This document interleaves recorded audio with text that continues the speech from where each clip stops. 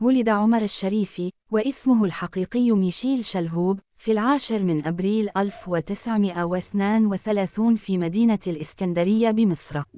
نشأ في عائلة ميسورة الحال، حيث كان والده تاجراً للأخشاب. منذ صغره أظهر ميشيل شغفاً بالفن، خصوصاً التمثيل.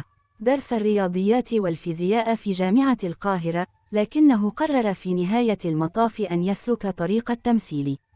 دخل عمر الشريف عالم السينما من خلال فيلم صراع في الوادي عام 1954، والذي كان نقطة تحول في حياته.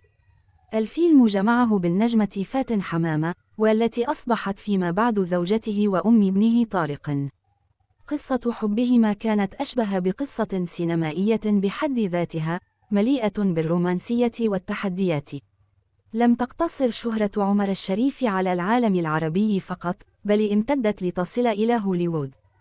في عام 1962 حصل على دور الدكتور زيفيغو في الفيلم الشهير لورنس العربي للمخرج ديفيد لين.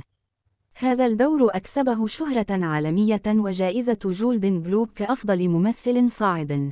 تميزت مسيرته بتنوع الأدوار التي قدمها، حيث لعب شخصيات متعددة من ثقافات ولغات مختلفة، بما في ذلك دور نيكولاي في فيلم الدكتور زيفيغو، الكابتن نيمو في 20,000 فرسخ تحت البحر.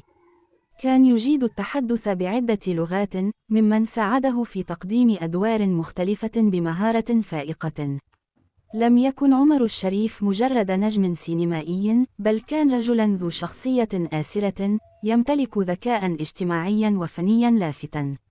ورغم نجاحاته العالمية، كان دائماً يعتز بجذوره المصرية والعربية، ويعتبر الفن جسراً بين الثقافات.